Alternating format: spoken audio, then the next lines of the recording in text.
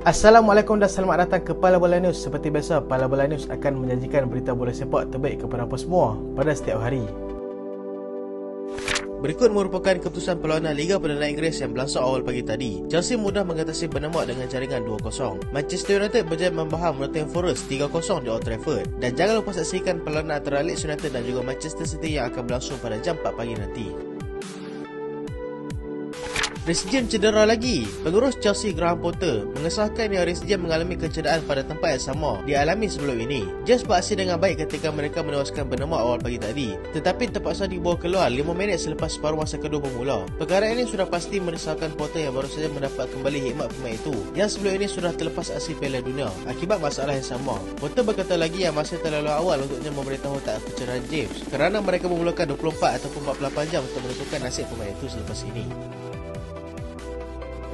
Arsenal akan bina patung Arsene Wenger. Arsenal kini diberitakan sudah bersedia untuk membina patung pengurus legenda mereka, iaitu Arsene Wenger, di luar Stadium Emirates sebagai tanda penghormatan kepada pengurus berbahasa Perancis itu. Mereka sudah pun memiliki patung Herbert Chapman, Tony Adams, Dennis Bergkamp serta Thierry Henry, dan kini sudah tiba masanya untuk membina patung ikon terpenting dalam sejarah kebangkitan mereka semenjak Liga Perdana Inggeris dijenamakan semula. Arsene Wenger yang melepaskan jawatannya pada 2018 yang lalu merupakan satu-satunya pengurus yang berjaya memenangi Piala Emas Liga Perdana Inggeris dengan rekod tanpa kalah pada musim 2003-2004 yang lalu.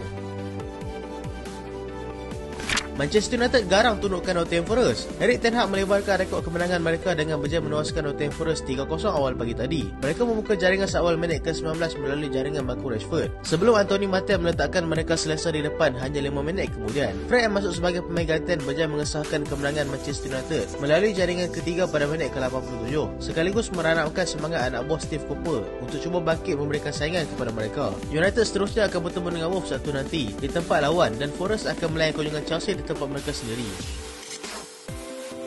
Chelsea kembali temui rentak kemenangan. Chelsea kembali menemui rentak kemenangan mereka selepas berjaya menang selesa 2-0 ke atas Bournemouth awal pagi tadi. Kemenangan tersebut memberikan 3 mata yang sangat berharga buat mereka untuk kembali mengejar kedudukan 4 terbaik dalam Liga, di mana sekarang ini mereka sedang berada di kedudukan ke-8. Chelsea membuka jaringan melalui Kai Havertz pada minit ke-16 dan Mason Mount pada minit ke-24, dan itu sudah cukup untuk memberikan 3 mata untuk mereka. Kai Havertz memuji Potter kerana memberikan dia kebebasan di barisan hadapan, dan dengan kebebasan tersebut dia berjaya memperoleh 1 gol dan juga 1 assist.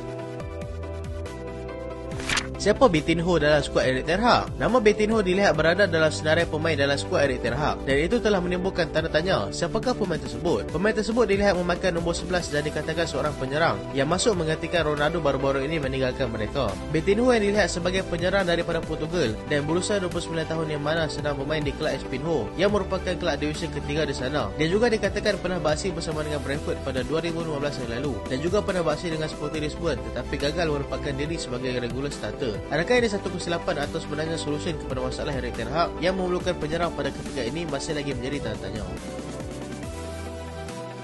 Kita tidak boleh dinilai ketika menentang Chelsea, kata Gary O'Neil. Menurut daripada bos Bournemouth, Gary O'Neil, pasukannya tidak sepatutnya dinilai ketika tewas kepada Chelsea awal pagi tadi, kerana Chelsea jelas berada pada level yang lebih bagus daripada mereka. Walaupun mereka tewas 2-0, mereka dianggap berjaya untuk merekam perjalanan Chelsea untuk memburu lebih banyak gol pada separuh masa kedua. Mereka dilihat sedikit sukar untuk menyerap corak permainan Chelsea pada separuh masa pertama, yang menyebabkan mereka mudah menjadikan 2 gol, dan mereka bermula dengan lebih baik pada separuh masa kedua. Itu antara tanda positif anak buahnya juga boleh memberikan saingan kepada pasukan jauh lebih kuat. Bournemouth seterusnya akan bertemu dengan Crystal Palace di laman mereka sendiri dan berharap akan dapat mengutip 3 mata daripada perlawanan tersebut. Harry Kane pegang rekod jaringan Boxing Day. Penyerang Tottenham Hotspur Harry Kane yang menjaringkan 1 gol ketika pasukannya seri 2 sama dengan Brentford kemarin menjadi pemain paling banyak menjaringkan gol di Boxing Day dengan rekod 10 jaringan, mengatasi Robbie Fowler yang berada di tempat kedua dengan 9 jaringan dan Robbie Keane dengan jaringan 8 gol di tempat keempat. Keane berjaya menjaringkan gol di kesemua 7 penampilan pada Boxing Day, menjadikan dia pemain paling lama melakukannya dalam sejarah pertandingan. Dia juga setakat ini sudah pun menjaringkan gol dengan 32 pasukan yang berbeza. Setakat ini dah sedang berada di tempat kedua, hanya 5 gol di belakang Erling Haaland dalam misi merebut kasut emas Liga Perdana Inggeris.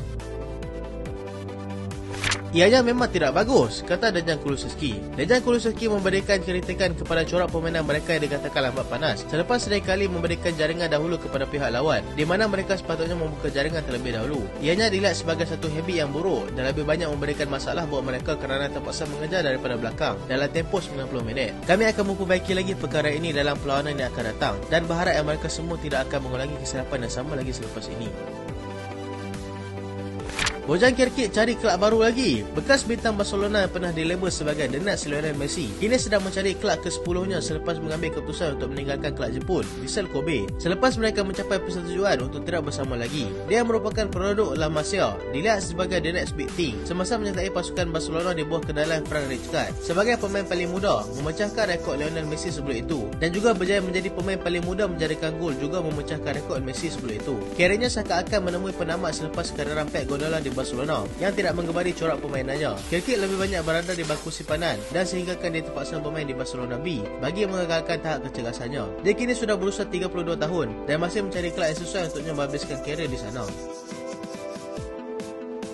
Chelsea pertimbangkan bawa masuk Joao Felix secara pinjaman. Chelsea sedang membuat perkiraan untuk membawa masuk Joao Felix daripada Atletico Madrid secara pinjaman dengan option to buy pada Januari nanti. Mereka dalam perbincangan dengan Monaco dalam usaha mereka untuk menawarkan tempat untuk pemain pertahanan Monaco, iaitu Benoit Badiashile.